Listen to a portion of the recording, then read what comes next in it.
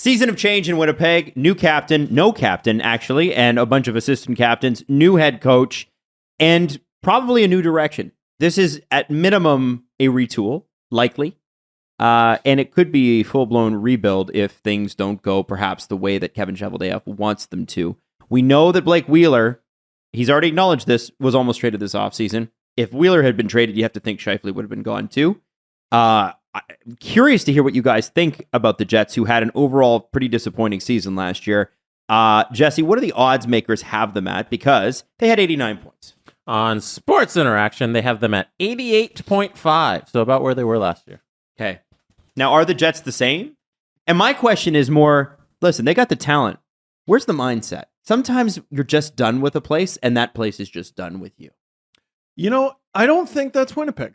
Really? I don't. I know we're actually, generally, we're pretty hard on the Jets on this podcast. But the more I've been kind of paying attention to them, I think there's a real culture shift here. And I think Rick Bowness is actually going to have a more positive impact than people think. He seems open to changes. He seems a little bit more malleable than Paul Maurice was. And, you know, Paul Maurice was definitely right about one thing. I'm not going to say he's going to be bad in Florida because I don't know how he's going to be in Florida. But I do agree with him that his time in Winnipeg was done. He had been there a long time, longer than most coaches last. And I think the message just became stale. Now we got a big shakeup. It's not just a brand new coach who looks at hockey differently, been around the game longer too. Like Paul Maurice is, he's been one of the younger coaches in the NHL for like 20 years because he was really young. He was really young. when he got there. But Rick Bowness is bringing a new approach, new style. And before the season even begins, before they play any games, you shake it up by stripping Blake Wheeler. Now, there are a lot of situations where stripping the captain of the sea, I think, would be a sign that things are about to go sideways. I don't think that's what's going to happen in Winnipeg. I don't. Well, they haven't been good. So what is it? Well, I think the biggest problem in their way is I see them as middle of the pack. I see them as kind of mediocre. Not bad enough to be bad, but not good enough to be good. But also not bad enough to tear it down. You know what I mean? That's a dangerous spot to be in. That's where you finish 20, 21, and you get the 11th, 12th, 13th overall pick. Or 15th, 16th, something like that. Sneak into the playoffs. You think that these guys in this division can do that? I mean, listen, I don't know if you've seen any of the preseason games. I have. Cole Perfetti looks great. I'm not going to... Excited to see that guy. I'm not going to spoil it by saying where I rank them in the division, but I wish I could put 0.5. Okay. Okay. You know what I mean? Because I see them. I don't think they're an easy win. They're not an easy win in the Central. No, not at all. Not with Connor Hellebuck. I mean, anytime you've got Connor Hellebuck, it's a good start. It's a good start. Bad end, Dave Riddick. Right. What are they doing? And this is my thing. Like, I look at and I see 3 of their top 6 players don't want to be there. Who we got? Wheeler. Yep, there's one. Scheifele, and you all saw the press conference. All he said was, if we're not going to win, I don't want to be here. And I don't blame him for that. I know he wants to win. But at the same time, there is a little stank around that. And then Pierre-Luc Dubois, who tried to force a trade to Montreal at the draft, guys. I'm very interested to see if Scheifele, like if they sort of got his attention, you know what I mean? Yeah. And reinvigorated him, got him excited. I'm glad you brought up Pierre-Luc Dubois and also Blake Wheeler, because there was a play from a preseason game that was highlighted by Rick Bowness, and I think he's got his finger on what's wrong with this team, which you need. What is it? What is wrong with this team? So it was Ville Heinola made a giveaway. It was a bad giveaway, and it led to, I believe it was an Edmonton Oilers goal. And after the game, Heinola, he's had a very difficult time cracking the NHL, staying in the Jets lineup and everything. And Rick Bowness was asked about it, and he said, well, if you look, he's staring at the backs of 3 forwards. So he's putting the giveaway from Heinola on the fact that none of the 3 forwards were giving him a pass. Now, I couldn't confirm this from the video because the forwards were so far out of the camera shot. That's also a bad sign. That I couldn't see their jersey numbers, but I checked on NHL.com. There was a guy who I believe might be on their AHL team. I forget his last name. But the other 2 players were Pierre-Luc Dubois and Blake Wheeler. And if that's not at very least Blake Wheeler's reputation in a nutshell, I didn't know that Dubois had a similar moniker, but maybe he didn't. And it's creeping in. And this is showing why Rick Bowness is the guy for the job.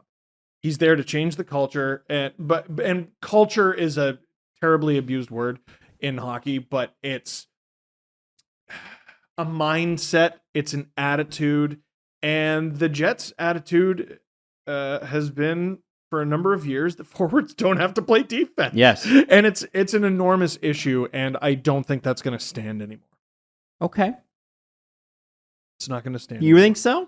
Rick Bowness, I mean, listen. standing up for Billy Heinola. Jesse, has this issue not been standing for years? Yeah, no, let's run. With these same players? Ehlers, Scheif, and Wheeler. Let's run him out there again. It's going to be this time. It's going to work. Like the defense isn't there. Like, let alone, hey, we're going to try this offense again and add PLD and Cole Perfetti. Like there's no stars on the back end. Like I don't know if Rick Bowness can coach these guys up a level, but like you said, these forwards don't back check, and I don't think Rick Bowness coming in there is going to change these players entirely, their entire mindset and how they play hockey. Like we have a team that every year underperforms. Why is this coach going to be the one to change that entirely? Especially with these players that play the same. Yeah. I think Kevin Cheveldayoff, he's a bit like a cicada.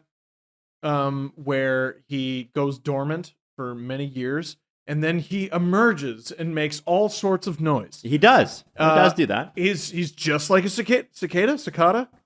Mm-hmm. One of those buzzy bugs when it gets hot. He's a lot like one of those, and he'll go 3 years without really doing anything of any consequence or a huge move, and then he's like, here's a 7-player trade. And I think that's the sort of season we could see out of him. We've already talked about the talented players who have given them problems. Mark Scheifele, Blake Wheeler, and Pierre-Luc Dubois asking for a trade like 3 years ahead of time. Even though he said he didn't want to ask for a trade, his agent, said, I didn't ask for the trade, but then his agent asked for it. Yeah, fart. I'm fascinated to see how many opportunities are afforded to younger players.